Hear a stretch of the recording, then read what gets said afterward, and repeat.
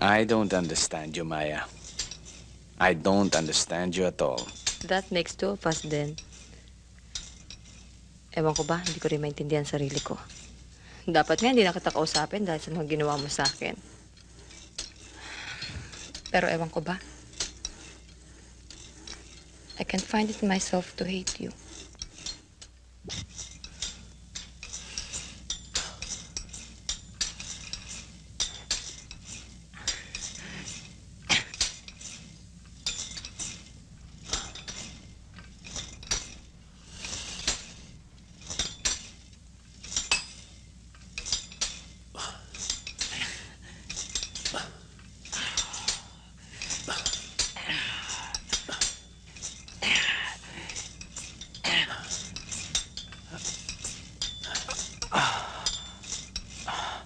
Baka naman sumobra ang laki ng katawan mo niyan.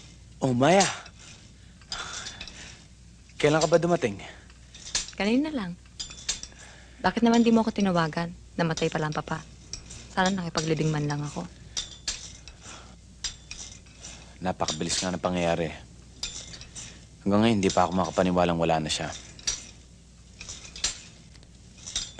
Tsaka, akala ko galit ka pa sa akin. Wala namang kinalaman sa ating dalawang relasyon ko sa pamilya.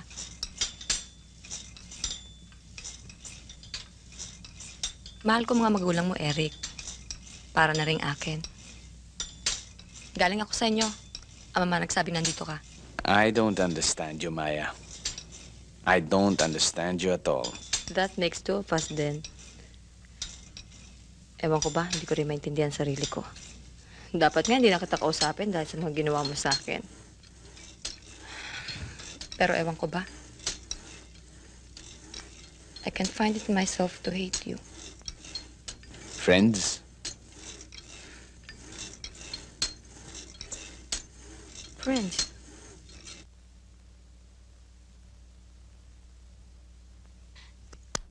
Tug-tug-tug-tug-tug. Tug-tug-tug-tug. Ako, tinan mo na nga ang apo ko. Oh, there. Oh, dulo ko. Oh, tuk-tuk-tuk-tuk-tuk-tuk. Chuk-chuk-chuk-chuk-chuk.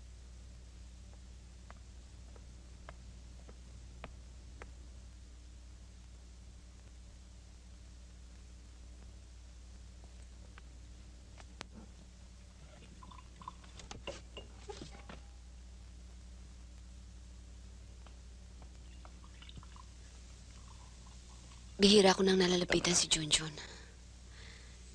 Inilipat na ng mama sa kwarto niya ang crib ni Junjun. Nagkukulong sila doon maghapon. Pagpasensya mo na si Mama.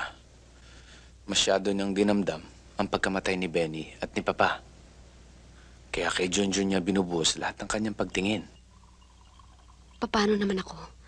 Pag naririnig ko umiiyak si Junjun, hindi ko man lang siya malapitan. Ang mabuti pa sumama ka sa akin sa opisina. Magre-resign na si Julie sa katapusan. Habang wala pa siyang kapalit, ikaw naman ang maging sekretarya ko. Total, tapos ka na naman sa course mo. Pero, Pumayag ka na, Lisa. Nakakasiguro akong makakabuting hindi mo na kayo nagkikita ni Mama para hindi kayo lagi nag-aaway.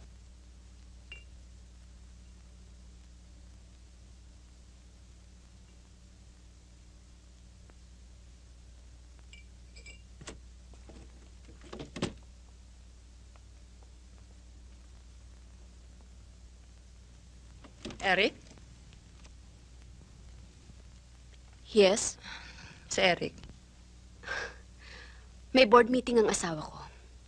Next time, kung may kailangan ka sa kanya, ipaalam mo muna sa akin para maigawa kita ng appointment. Appointment? For your information and guidance, Maya, mula kaninang 9:00 ng umaga, ako na ang kanyang executive secretary.